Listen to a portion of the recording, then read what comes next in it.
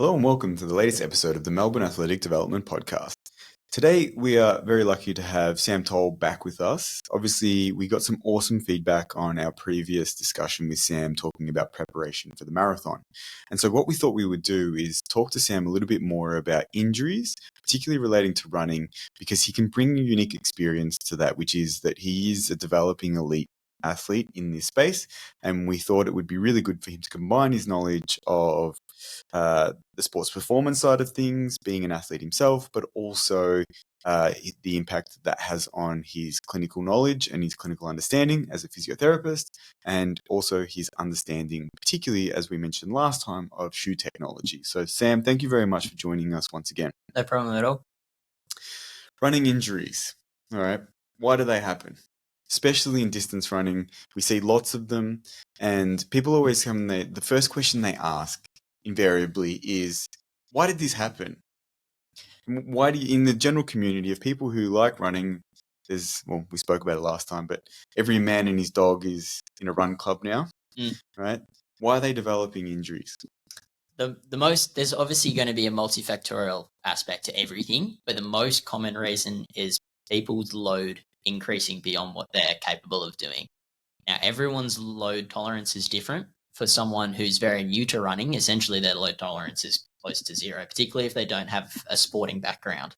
And so even a little bit of an increase in running, if not managed well and kind of carefully progressed, can lead to some overuse injuries. For someone who's running, a lot, their total volume might be really, really high, but if their actual increases are pretty small relative to their capacity, they may actually have no issues. When you say relatively small, what parameters do you use, and is that variable? And more importantly, over what time period as well? Because can you make increases each day, each week, each month? How do you actually think about that conceptually? Typically, we probably work off, from a timing perspective, we work off the fact that a lot of runners will have like a weekly schedule because that's just the way most of our lives are set up. So you look at progressing probably per week. The most common one that gets used as increasing is via mileage sort of base and distance running, that is at least. It's not always perfect, as I'll probably talk through in a little bit about like different factors that can affect your training as well as just volume. But looking at increases in volume over kind of a weekly sort of schedule is probably the way that we go about managing it for a lot of new runners in particular. Yeah, it's interesting you say that, because I think the question you then have to ask is increasing to what? Right? Because I feel like that's the biggest thing that people make not clear at the start is like, what are they actually working towards? Are you just increasing by 5 or 10% per week until you get to 1 million kilometers a week? Like, what are you going towards? And the bigger thing is, I think that a lot of the times, and I think we spoke about this last time, I mentioned Parker Velby, and her having success in the NCAA cross country and all of that kind of thing, and the fact that I think a lot of the times in training we have these numbers that are basically arbitrary, right? They're based on, this is what good athletes have done, so therefore I need to get to, we mentioned 100 kilometers per week, or if you're a distance runner that's doing marathons, maybe 160 to 200 kilometers. But there's actually no rule about that. And I always find that really interesting, why people attach themselves to that number and say, if I don't get there, I'm not going to be prepared to do this level of performance. The other thing it makes me think of too, John, is just to give you some context then, John and I have spoken before about different types of training models for sprinters, and that you have different types of profiles within sprinters, and you need to be able to identify what type of profile that person is and adapt their training to it accordingly. Do we need to, like as John's alluding to, I think that too in some way, do we need to also consider then the type of distance runner we're talking about? Because do we expect to see that some people are going to deal better with doing, say, some higher intensity training but at a lower volume, and then obviously vice versa as well? I think absolutely you do. I think we're getting probably more towards that performance space again, but like to get the most out of an athlete, you always have to individualize it to some extent. I would actually argue against that. I actually think I think it's really important from an injury standpoint as well, because one of the common training errors that you see that leads to some type of injury is that a particular training model is not appropriate for the individual phenotype. And so, like a good example of this is, and this is something that John and I have talked about with Freak. it's sprinters. Well, we spoke about with Freak. Of course, yeah. When you think about muscle fiber typology, now, I mean, in distance runners, you think they're going to be all predominantly more slow twitch, but there certainly is going to be some different profiles within that slow twitch community and profile. And then thinking about how, based on whether you have maybe a little bit more fast twitch or a little bit more slow twitch, you may be someone who responds better to higher intensity or interval-based stuff and maybe lower volume versus doing a lot more volume at sub-maximal intensities. And whether you see a similar principle applied to distance runners as well. So just to be clear, like, you're not against the individualization approach for that, but you meant it can be used for like more introductory sort of athletes rather than necessarily just for performance athletes. Certainly, but also I think too from the injury perspective as well. Like I've certainly seen it with some of the sprinters that we see where they're doing all the right things in terms of building up their tissue capacity. They've got good biomechanics, but there's issues with their training load, but not specifically that they've done too much too quickly, but the actual training model that they're using is not appropriate for the individual phenotype or muscle phenotype. So they may be someone who's an ultra fast twitch athlete who should be doing maybe 1-2 sessions a week of really close to their maximal intensity to really maximize building up their strengths, but are instead doing 4 or 5 sessions a week of doing more tempo type stuff and actually creating a lot of fatigue in the process and making themselves more susceptible to injury. It's really funny actually that you bring up that, like, so potentially some people that are like more fast twitchy doing some of these longer events, because that happens all the time. Like, how many footy players do we know that are like, they play footy for all of their career, they're retired for a bit, they come back, they find distance running in their like 30s and decide they want to increase and they're going to run a marathon now. Like maybe they were real fast twitchy. Absolutely. And that's just completely changed now what their sort of, I guess, event that they're training for is. But they go and train like a slow twitch athlete all the time and they just go long. And like this stuff's important. Like I don't think anyone can run a marathon without doing volume. Like it's not possible. You're not going to be able to achieve it doing 100-meter repeats. No. Yeah. But you're, to an extent, the sort of training that might actually get the most out of their bodies isn't what they necessarily do. So it's a really interesting idea. Here's a question for you then. Even like you would probably have seen more people do this, of people who have done really well in, say, and they might be community level, but they've done really well in a half or a marathon, but come at it with very different volumes of training. Have you seen that in people that like someone was doing 100 Ks a week, another one was doing like 30, and they kind of ran the same time? Definitely. And I think that's really common around that sort of like 10K half marathon distance. You get some people who just like rock up. Yeah. There's one person I knew who literally like, he was a cyclist like previously. So he has like a lot of metabolic training. Base, but essentially he ran once a week. Like he was running a total of about 20 kilometers a week. It was just one long run a week. Then he'd just do some stuff on the bike and he was strength training to try and kind of build up his other stuff. And he ran like a 90-minute half marathon. Like, and he's not like a, high elite performance guy, but like in the general population, he's running very, very fast. And then you've got some people who are like building up very slowly and kind of doing all of the right things. And, they run 2 hours. Very different people can have different approaches to the same event. And basing it off what you've done in your past, bringing it back to that sort of like loading as well. Like what's your ability to deal with different types of load, whether it's the type of training you're doing, the volume of training you're doing, it all contributes to what's going to work best for you to achieve the goal that you want to get. Because the thing that, like, I always have this conversation with people, and Jack and I spoke about this more recently when we spoke about sprinting. The question is always like, well, how much volume do I need to do? And my answer is always, doesn't matter the level of the person, is are they actually able to carry out the task at the end of the day, right? So like, if, for instance, your task is one round of 100 meters, and that's all they need to be able to do, then the amount of volume of training they need to do is not much, right? Maybe, as you said, they can get away with running once a week. And for your community level track athlete, if they train once a week, that probably is going to prepare them well enough to do that. And as you just mentioned with a half marathon, if someone does one 20-kilometer a week run on their long run, they go out on a Saturday or Sunday and just do 20 kilometers. Unless they're going towards it, they're more general in nature.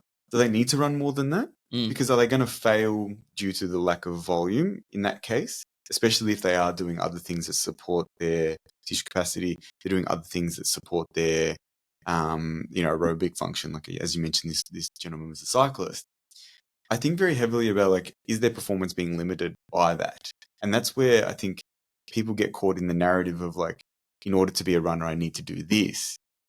And it gets them in a lot of trouble injury-wise, rather than saying, well, actually, I only actually need to be able to do this much, and not getting caught up in the more is better, or feeling like that's an important thing to do just because historically that's what's been done. Yeah, and I think it's really important to bring it back to what the goal of that athlete is. So if your goal is to do your first half marathon and you've never even touched that distance before, like, there's some people I know who'd want to do, they want to do the distance ahead of time. Yeah, and they want to get as close to it as possible. Are you judgmental about that? Because I feel like some people are like, you've already done the half marathon. Why are you doing it again on the weekend? Well, it's like, from my perspective. Do you want to hear a funny story? I had this conversation yesterday with someone who, the gentleman, he's a real nice guy. He works actually for a shoe company, and he was saying, we're talking about run clubs and all of that kind of thing, and he was saying that he got really pissy because someone from one of the, like where they work, had done their first half marathon, but it basically, he went, I don't know, and he'd run quite fast, and he went and checked like his Strava, and the guy had full scoped out the course and done the course like 2 or 3 times and all that. He goes, this is bullshit, he's cheating. Like he's actually taking this way too seriously, and then he's claiming that he, did this great performance. And he's like, he said to me, I don't rate that. And I was like, well,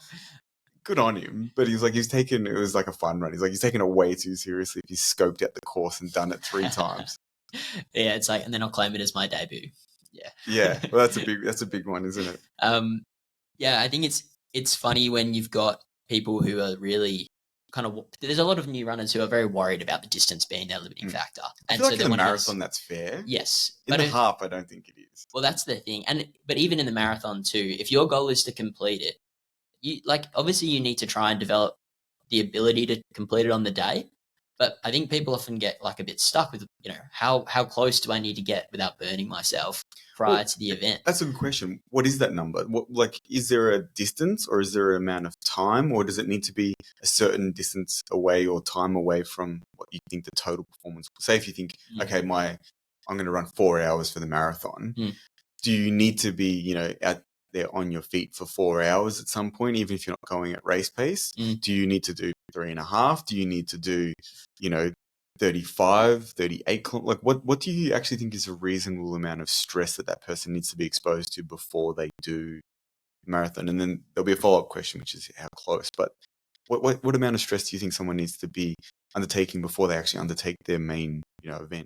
The goal is important. If they're looking at it from like, I've run a marathon before and now I really want to get under 4 hours. That's my goal. You've already kind of conquered that distance before. You've probably got a little bit of training history behind you. You can probably get a little bit closer to the kind of volume at race pace that you might want to do. So from a numbers perspective, maybe they're looking at doing a long run where they're out there for close to 3 hours.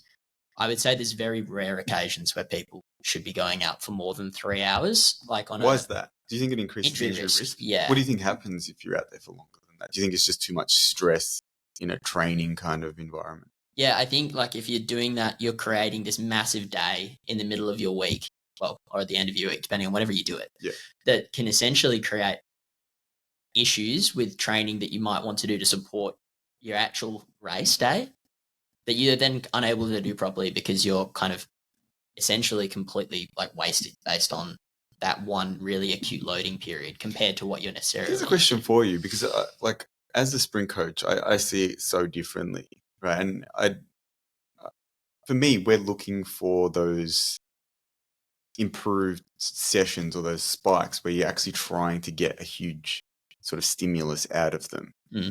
Like I think it's one of the big problems that a lot of sprinters and sprint coaches get wrong is it's not like, whilst it can be, as people start to mature as athletes, the stress needs to come generally from the intensity side of things. And so you are actually looking for large magnitude stresses, whether that be in an individual session or a cluster of sessions, right? In distance running, that's not really the case. It's much more an accumulation of overall volume, isn't it? Yeah, and you can look at a week more generally rather than just the run too. So particularly when you're looking at someone getting them to the start line for their first marathon or half marathon or whatever it is, like, yes, that long run's important and you want to build that up to get to the point where they're comfortable attacking that race distance. But like, you've got other runs in the week that help build your strength too. They build your aerobic capacity. They, if you've got a speed session in there, they're building that sort of like threshold pace as well, what you can actually maintain for your race. It shouldn't be all in on the, I guess that's Sunday long run, which is what it will be on the day of the event. I notice this a lot. This is a discussion I have with people that do come in with injuries from distance running, that they do seem to bias towards, I think there's a bit of a mental thing with the long run as it being, it's the most important thing of the week. Whereas my understanding of it, and you can correct me if you're wrong, is like, whilst it's an important part, it's not necessarily ahead of anything else. But I feel like people seem to bias towards that because it feels the most similar to what their race is going to be. And they're like, no, I've got to get my long run in. And I've said to people in the past, when we say if you're managing some sort of injury, of like, we're better off getting, 4 or 5 days of running in this week rather than one really big 2.5 hour run and then being sore for 3 or 4 days just because you think that it's what you need to do. Is that something that you have noticed, that people seem to bias towards the long run because it feels so similar to your race? 100%. It's also, and I think this is like a separate thing, but like, think about like social media coming through running as well now, and like what the effect that like Strava has on people. They just love the long run's impressive. I actually ultimately think Strava is a big negative. People don't agree with me, but I think it's a big negative. I think it becomes too competitive. It becomes a pissing contest. Yeah. Right? Like, honestly, you ever talk to any distance runners, all they do is say like, oh yeah, did you see such and such as Strava? And like, oh, I was watching, like, I've seen their sessions, like they're training well. I'm like, you're stalking someone's training. That's very odd. Yeah. And it also never tells you the whole story. Like, of course. I think one of the big long runs are one of them, but there's a couple of types of training that it can get actually really negatively affected by watching what other people do on Strava. What do you think they are?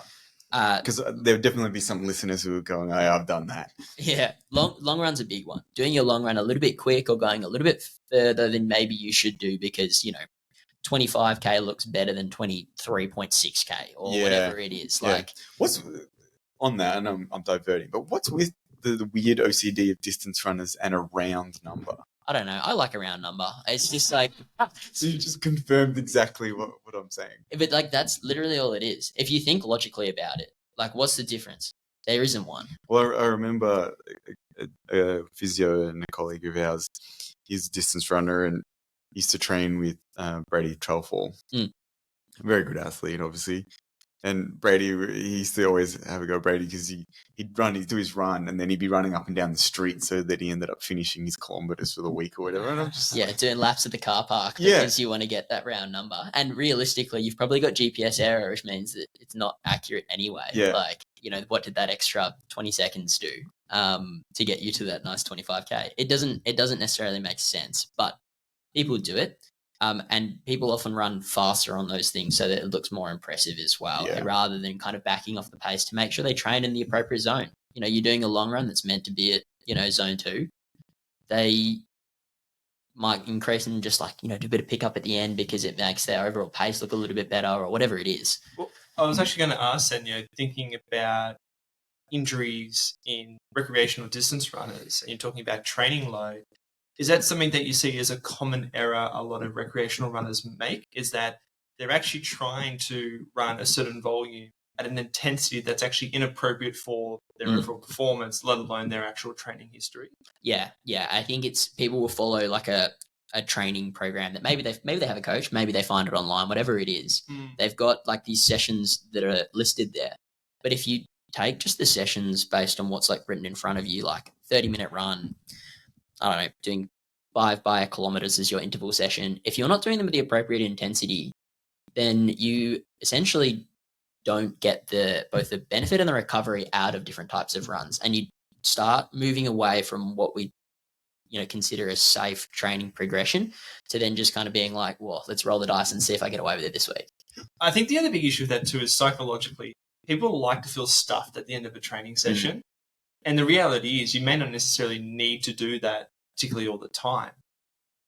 Yeah, there should be. And again, I mentioned there are certain types of sessions that I think get really negatively affected by things like Strava. One of the big ones is something like a threshold session where, say, you're going out for 20 minutes or 30 minutes and you're supposed to run at your threshold pace that time. At the end of that session, you shouldn't be gassed. You should have been able to keep going if you had to, like for a fair amount longer.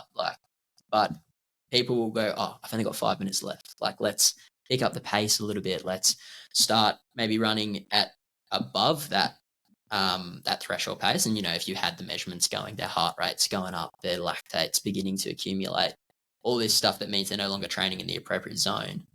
And people will do that because, I bought my, say if they're thresholding at 3:30 pace, they spend most of the time at 3:31, 3:32 pace. Oh, if I run a 3:20 last kilometer, it was a 3:29 for my average.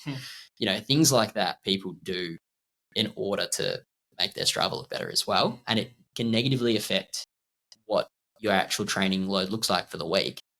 And sometimes you've just got to, and this is where getting rid of something like Strava can be very helpful. Well, check your ego at the door. It's actually something, you made me think of something of whether when someone particularly is managing an injury, whether you tell them, I need you to actually go off Strava, or whether for a beginner, it's actually not a good idea to even get on there in the first place.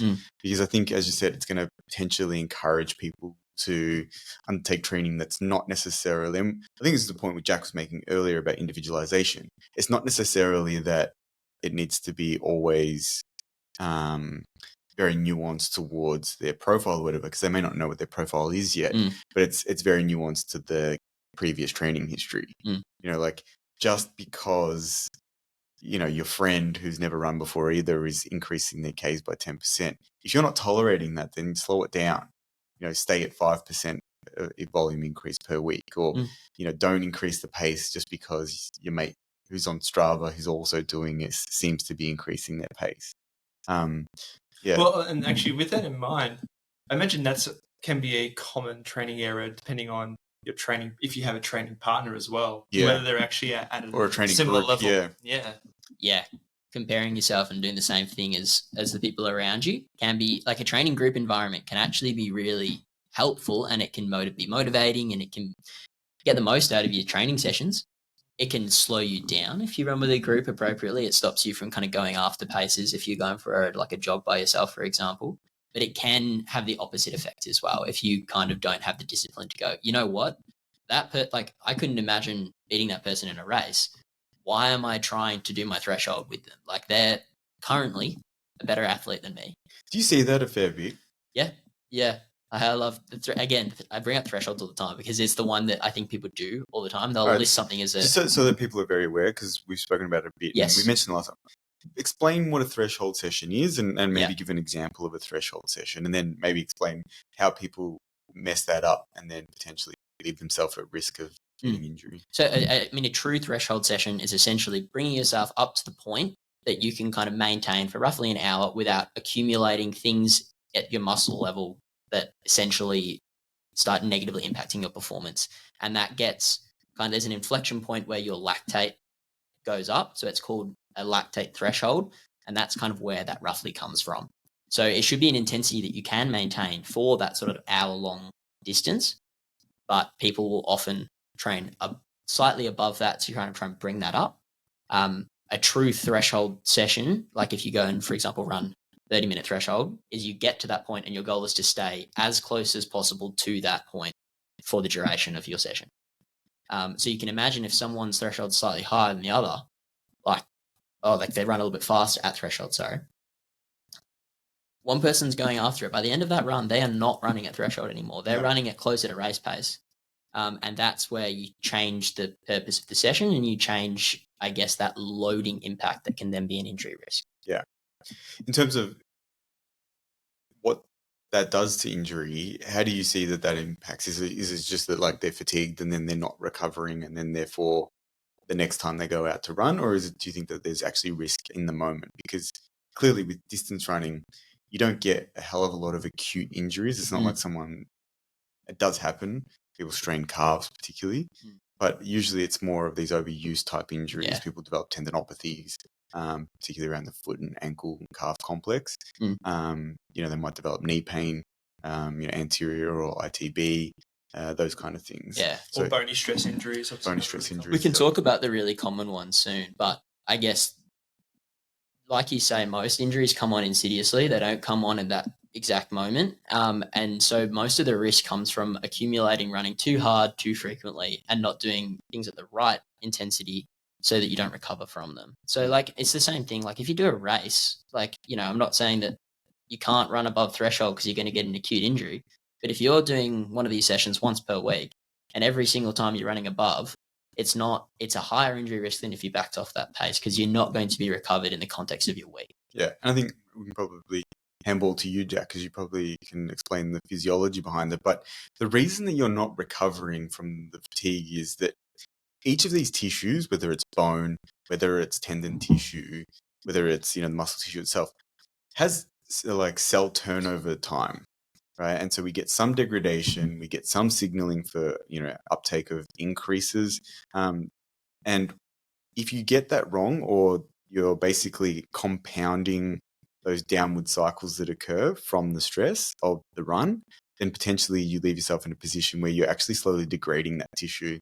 And Jack, do you want to maybe explain like what happens with bone turnover or what happens with tendon turnover? Because I think you probably understand it a little bit better, but give us a bit of an idea of why, if you, for instance, do too many hard sessions in a row, you may end up developing, say, bone stress. Well, I think he actually explained it pretty well, but I think this comes back to a concept you and I have discussed before, John, of the hormesis.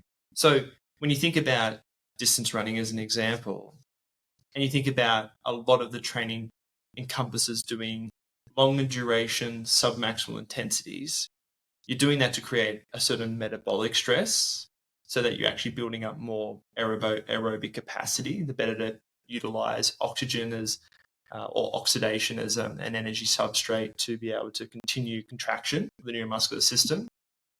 And then you're obviously creating a stress to the soft tissue system and the hard tissue system as well.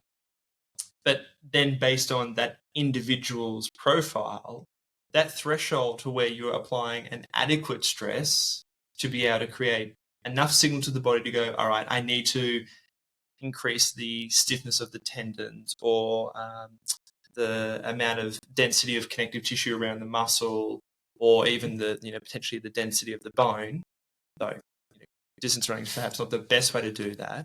If we pass that threshold too much, we're obviously going to create a signal where there's too much inflammation, there's too much oxidative stress, and it may provide a signal to, say, bone, where you get an increase of osteoclasts, i.e. the cells or the molecules that break down bone, versus the osteoblasts, the cells that actually create bone. And if you don't get that balance right, because there's a nice harmony that seems to occur where there is some breakdown from that oxidative stress, and then your body responds and says, okay, that was an appropriate amount of signal. I need to increase osteoblastic activity.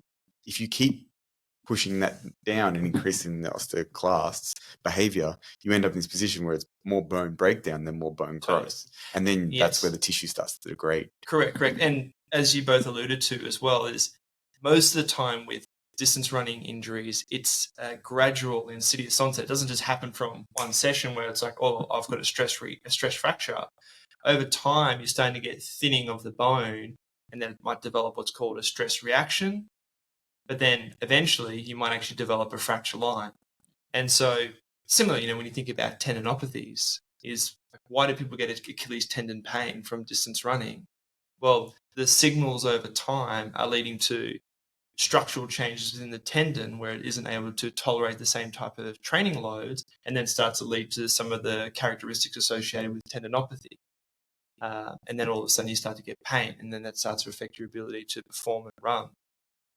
And actually that also brings us to another point, because something I think that's useful when you think of it that way is we've obviously discussed a lot about training loads and making sure that we have an understanding of what is the appropriate amount of training volume and intensity based on your training history and potentially like your individual phenotype. But then I think about, are there other types of stimulus that we can apply outside of running to be able to maximize the strength and integrity of these tissue systems that can break down over time and develop overuse injuries in running? Yeah. Well, I think that and Sam can answer this, but I think that goes to the next part, which is like, what are the other things that contribute to injury? Well, and that's actually a good way to think of it too, because if we talk about the mechanical signals that we just mentioned before, that's not the only thing associated with remodeling of tissue, because we need that signal that will determine whether we're going to get tissue development or tissue breakdown. But then we also need to think about, well, what are the other things that support tissue? And I think one of the big ones that you're probably alluding to, John, is, are you giving the body the appropriate nutrients, the appropriate building blocks to lay down new tissue? But then also, are you providing the right recovery mechanisms as well to make sure that you optimize the ability to clear out all those inflammatory mediators and oxidative stress and all that stuff?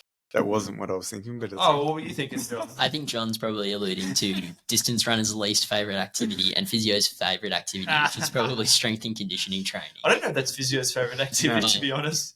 Maybe. I don't know. It's definitely distance runners. We've opened up all these other things to discuss, so no, let's go. 100%. I think you're spot on, Jack. I think the question that I'm thinking about is, okay, we obviously have spoken about volume and training load. I think that there's other key factors that influence, and the two big ones that we've spoken about a lot are obviously things like biomechanics, and the other one is tissue, characteristics and behavior and properties. Yeah, actually, I was just going to mention, I think this is a good way to think about distance running as well. For someone with no training history, distance running actually might provide an anabolic stimulus for your tissue. So when I say that, I mean it actually may improve things like your strength of your calf or the stiffness properties of your tendon, or maybe even to some extent even the bone, depending on how you're training. But over time, particularly when you get to, say, your level where you're doing high amounts of volume, you're obviously working towards a marathon, the training stimulus that you're applying to your body with running is about energy efficiency. Like, you need to become more efficient to be able to maintain a certain speed over a certain time. And that actually can be associated with a catabolic stress. Can you explain that? Because I was like shocked when I kind of realized it was like, the reason that a lot of distance runners get bone stress is because their body is offloading tissue on purpose, being like, we need to get lighter, right? And the aerobic stimulus itself is not helping that. So it's a really interesting game. If you don't offset that in some way with some other anabolic stimulus, it becomes catabolic. Absolutely, yeah. I mean, it sort of gives you an insight as to where our threshold is of how much distance or aerobic type of stimulus you should be applying, because there seems to be an important balance to provide anabolic stimulus, i.e. growth, versus catabolic stimulus, i.e. breakdown. And I'm not saying, just to be careful, I'm not saying that distance running means that you're going to break down eventually, but... No, it doesn't. But it's interesting because you weren't there, but I don't know if they mentioned it to you, but when we did our master's work through... the Masters of Strength and Conditioning. Through Cowan. At one point, I know that they had a good relationship with the football teams over in WA, West Coast Eagles and the Dockers. And I believe it was West Coast. At the time, they actually were getting a lot of stress fracture injuries. And they realized that for a number of the players, their bone density was reduced for what they would consider for a young, healthy population. And the reason that they concluded that was happening was because the amount of aerobic training they were doing had been increased, and they hadn't been necessarily putting a big focus on their strength training. And so they brought ECU in to help them, and what they did was they really increased over. I'm sure it was progressive, but they really tried to increase the importance and need of their strength training. And they started to see a normalization in the bone density measures done, you know, obviously in the bone scans, but also in the number of stress fracture type injuries that they were getting, which I thought was really interesting because it suggests that even in a sport like that is, you know, it's not necessarily just purely an aerobic activity, but if you over-index on one area, then as you mentioned before, Jack, it can be catabolic. So what are your thoughts then, Sam? How do we actually prevent this, or how do you find a balance between the amount of running volume you do and then other types of training stimulus to make sure you maintain good tissue integrity and capacity? Yeah. We've kind of deep dived into a little bit of that, I guess, what's going on at a more cellular level there. I think bringing it back to what we consider like you're actually doing when you're doing these activities is like we're essentially trying to improve your capacity to be able to deal with the amount of stress you're going to put onto like an area. So if you're talking about, you know, you go for a big run and you're going to put all, you know, potentially break down some of this tissue, like breaking, you know, increasing that osteoclastic activity, you want to then be doing essentially stuff outside of that that's going to build that so you don't go too far and break down. So activities that do that is things like your strength training that you mentioned before. So bringing in other elements that kind of support what you do to make sure you have the capacity to deal with the amount of training you want to do is important. And then supporting that again with things like making sure that you get in enough nutrition, that you consider things in your life that might also contribute to your overall like state. So what's your work-life balance like at the moment? Like how much time are you actually giving up to your training and compromising on things like sleep? Like all of that needs to come into it as well, because sometimes people don't change anything in their training and they get injuries because they're doing the same amount, but other stuff kind of comes in that undercuts what they're doing. So they have a really stressful week at work. They don't recover as well. They don't sleep very well because it's really hot. Like the past couple of nights, it's been really warm. All these things can contribute to then how well you're actually recovering and your capacity to then be able to deal with doing more training later. Does anyone want to explain why those things? Do you want to explain why, Sam?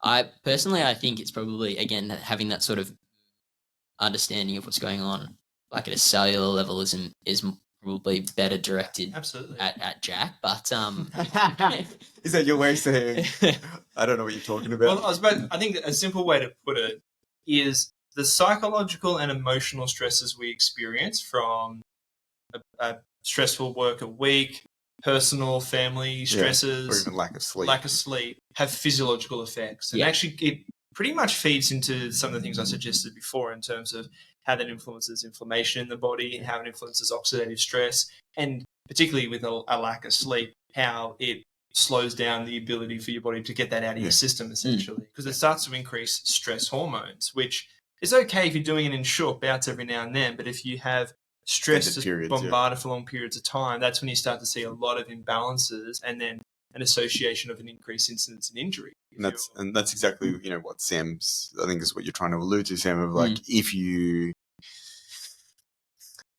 may not be overtraining, but you're under recovering. Exactly. Yeah. Right. And I think that's one of the key ones. I'm conscious of time, but I wanted to talk about biomechanics and how that can influence, because obviously we spoke a little bit about shoes last time you were with us, but potentially the interplay between biomechanics and injury development. And I think one of the key things, like I was lucky enough to get asked to go and do a presentation to the masters group at the Physio Masters, Sports Masters group at Latrobe this week. And I've done it the last few years. We do like a running practical session. And I just said, like, you need to think about the idea that biomechanics in themselves may not necessarily be a problem unless you feel like it's one, going outside a certain bandwidth, or you're going to do lots and lots of cycles of that stress. It's exactly what we're saying. Like, if the volume of what you're doing, even if that stressor is small, right, and it's an aberrance, so, you know, like you don't think the mechanics are great, like someone's, you know, really heavy heel strike or something. And if they're only doing 5K runs 3 times a week, they can get away with it. Yeah.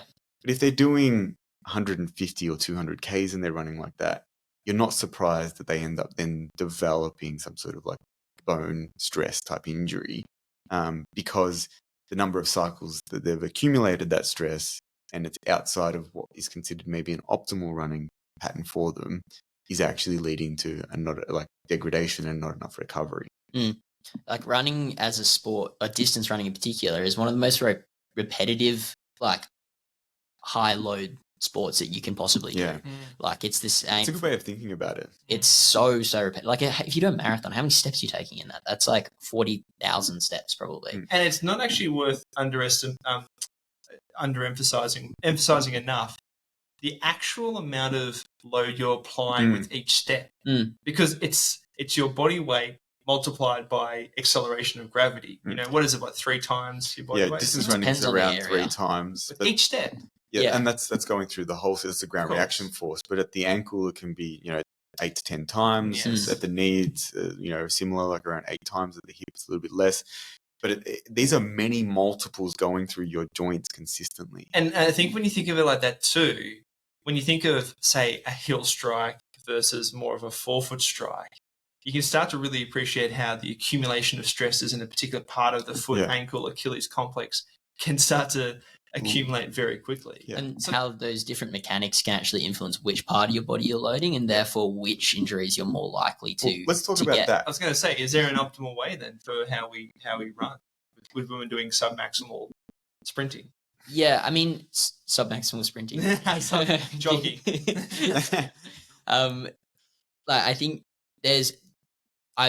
like John mentioned before, there's different, like you can get away with certain things if you're doing a low volume, but if you're going to be increasing the amount of running that you're doing and you're trying to train for a longer distance, for example, you're going to be much more at risk of things kind of happening around your foot, your ankle, your calf, if you're adopting more of a forefoot strike or midfoot strike, just because of the way that you're kind of landing and absorbing those ground reaction forces. If you're landing a bit more rear foot, you're going to tend to take things more up your shin towards your knee sort of area, and that'll absorb a lot more of the load. Now, I think the thing, like, I was trying, and this is something that I tried to say to the guys during the week, is the thing you need to think about is very much, like, you have to take off, I think a lot of clinicians think about it very much just like, where's the load going and blah, blah, blah. But, like, think about it at a lower level of principle, which is, if I have as much tissue, like I have tissue through my leg that I want to dissipate the ground reaction force across, what's the best way for me to do that so it doesn't overload any one particular tissue at a more significant way? The way to do that is use as much of that tissue and as evenly distributed as I can, right? And in terms of foot strike, that means that you probably want to use as great a surface area as possible, right? Because we know that the greater, base of support, the more foundation it will create, the more likely it is that it's going to be able to be like you'll yield, through those joints more evenly if more of your foot is in contact with the ground. So whether you bias towards the back of your foot or the front of your foot doesn't really matter. The principle that's failing there is that you're selectively choosing to not use the biggest surface area as possible, right? And when you do that, the risk of you overloading a particular tissue goes up because you're not spreading that over as much surface area. And that's something that, like, a lot of people, when I said that the other day, they were like, oh, that makes perfect sense. I was like, it's not that there is a best way to run, but the reality is if you are thinking that you would like to, create absorption through as much tissue as possible, make sure you create the best opportunity for that. And the best way to do that in distance running is actually to have a whole foot landing, right? Which a lot of these shoes don't actually allow you to do, which I think is very interesting. Yeah, I think shoes as well, if we go down that kind of rabbit hole for a second, is that like a lot of them will be a lot more built up at the back of the shoe, and it feels more comfortable for a lot of people to strike pretty heavily through that kind of heel. And, yes, they eventually will get a whole foot sort of contact with the ground, but maybe that's not happening whilst they're actually absorbing that ground reaction force. That's happening as they transition into mid-stance and as they go to toe off, less so at that impact point. They may be landing in a significant amount of dorsiflexion, and a lot of that load goes straight up through the heel. So yes, it getting that whole foot contact at like that point where you're absorbing the ground reaction force, I imagine, can really help distribute some of that shock and some of that. In my mind, in my mind, like I actually encourage more general beginners to use a whole foot landing, right? Which it sounds like it's not necessarily what you agree with. So, do you want to explain that?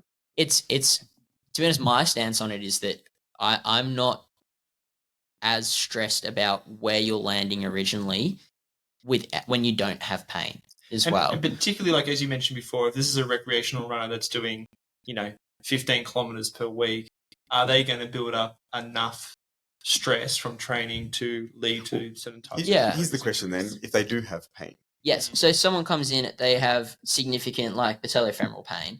They strike really heavily through their heel, and it's actually quite, maybe they're overstriding a little bit. And they're landing in front of themselves as well. That's not an optimal way to distribute that load throughout their lower limbs so that they can potentially run more without getting the knee pain. For someone like that, I'm going to encourage them to land a little bit further forward and use more of their whole foot during landing rather than that heel. What's your thoughts on these recommendations of increasing cadence? Literally, I was going to ask, because you certainly see a lot of researchers at the moment who are talking about injury prevention and running, saying higher cadence, smaller stride length. What are your thoughts? I think a nuanced approach is better. So that was very, very good. What's wrong with that approach then? What's wrong with that generic statement to say increase your cadence and you'll mitigate injury? Well, some people who increase their cadence, their stride length will decrease and they'll find themselves landing a little bit more like close to the center of mass. That does happen for some people. It doesn't happen for everyone. And it also like it kind of just like it doesn't address the individual in front of you, which I think is the issue with it. Yep. Like you've got like there was someone I saw the other day who like they were just testing some shoes out, but it was kind of like they had ongoing Achilles issues. They've had them for ages. Their stride was so like long, and they were landing like right on their toes. Yeah, and I was like, very well, obvious that there's a biomechanical contributor. It's not that it's the only cause, but it's a contributor. Yeah, and it's kind of like, well, okay, so is shifting them to like increase their sort of cadence going to help their Achilles tendinopathy? Like, probably not. Probably not. Yeah, like addressing their biomechanical factors overall might, and encouraging them to do some other things to make them a little bit more efficient. This has been a bugbear for a long time because you get people who I think making these generic recommendations and not really thinking about what that individual, why they've developed that running, style or running biomechanics, why it's actually ended up in that place. Yeah. So can cadence be useful? Yes, but like, why is it useful and what does it actually achieve? The other thing I think of is what you mentioned before, John, is about how you utilize the kinetic chain to dissipate and distribute forces. So if you've got a relatively high cadence, low stride length, are you building up enough active stiffness around your knee and hip to be able to distribute forces throughout the whole? That's the argument that I've given a number of times of like, as a clinician, you have to be really careful because most people care much more about performance than they do about like running with a little bit of soreness, for instance. So you might think you're really clever because you took their Achilles pain from, 3 out of 10 to 0. But if you slowed them down 20 minutes in their marathon, they're probably going to punch you in the face, right? Like, oh, I got through. I didn't have any pain. It's like, yeah, but it was 20 minutes slower. So I'd rather cop 3 out of 10 pain for the last 10 Ks. And this is actually, to be fair, like, you said it's nuance. And it's actually a good example where, like, if you're someone who goes, I just want to try something, I'm not going to go and seek an expert, I'm just going to try and increase my cadence, you might actually find it helps a little bit in the short term.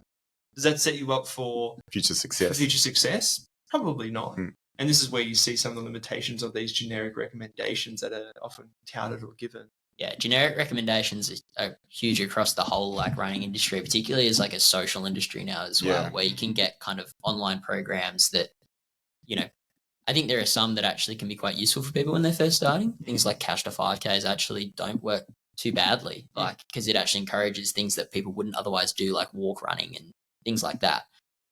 But then these generic programs and the idea, like I need to increase my speed training. It's like, well, why? Like, what speed a limiter for you? At this point? What are you trying to achieve? Are you just doing it because you saw someone on Instagram say you had to do speed training to become a better runner? It's like, is that actually what will make you a better runner? Does that decrease or increase your like running injury risk? Like, and so I think there's a massive lack of nuance missing across the whole running space, which could be much better addressed. Yeah, absolutely. Is there anything else that I think we could probably go on for another 5 hours, but is there anything else that you wanted to ask, Jack? No, look, one thing I was going to mention, I thought it was a good example you used before of the guy who came in for shoes with Achilles tendon pain, overstriding, is that balancing between biomechanics and tissue capacity too. Because, you could have someone who's got amazing calf capacity, for instance. Yeah, they're really strong calves, lots of endurance, lots of power. They got good plyometrics. They can hop and they can do all those things at a quite a high level. And they might be a real 4-foot striker, loading up their Achilles tendon a lot and not getting any pain until they do. And this is where, again, it gets nuanced to be like, well, does someone need to work on their biomechanics? Does someone need to work on their tissue capacity as well? So, i.e., do they need to change how they run, or do they need to spend some time in the gym building up strength in certain muscle groups to be able to then tolerate the type of stresses they're experiencing? It's interesting you say that, because I have had that conversation with a few people recently about, like, people have asked me, like, why do I always develop, and it's more to do with sprinting, because obviously that's who I see a lot of, but why do I keep getting hamstring strains? And I actually had a conversation with a really good young sprinter, and I said, one of your issues is actually your anthropometrics. Your leg length means that you actually, to run fast, you need to run in a particular way, and it actually puts you at a significant risk of injury. If we change how you run significantly, you're probably going to run slower, right? But there's not much we can do about it, because he's reasonably tall, but he has a really long torso and quite short legs. All right. So in order to get into the right positions and create what we call like negative foot speed, like how his foot comes underneath him to propel himself, he actually needs to very aggressively straighten his leg, and he lands on quite a straight leg. Whereas if you're taller, you can get away with your knee being a little bit bent, right? But he can't do that because he's got quite short legs compared to his torso length, right? And he always has issues with his hamstrings. But if you test his hamstring capability, it's off the charts. He's only 19, and I think it's one of the highest I've ever measured on our testing equipment, right? In both bent and straight leg positions. His rate of force development is fantastic. But he still has these issues. And he said, how do I get around this? I said, well, we need to optimize these things, but you need to, at some level, accept that your anthropometrics are going to mean that you will need to run a certain way to run fast. Yeah. And I personally sat around on it for a while and thought about it, but I thought it was a really interesting, like, realization myself of like, there's probably not that much that we can change about this unless I really want to alter his performance capability, which, is a discussion not only with him, but his coach that needs to happen. It's a good example too of that nuance you have to take, where the tissue capacity parameters for that individual through their hamstring are going to be much more at that upper end to be able to tolerate the biomechanical stresses he applies when he sprints. And there's always going to be that particular relationship for that person. And I think that you make a good point, because then there's always, like we talk about groups. So these people are like, oh, such and such never does any calf work, and they've never had Achilles pain in their life. And I do all this calf strength, and, to mean that they can sprint consistently. And those ones need to spend, more time running on grass compared to the other ones who they can run on concrete all they like and nothing happens. I think it's a really interesting, and it brings it back to something you said earlier about kind of looking at a person and how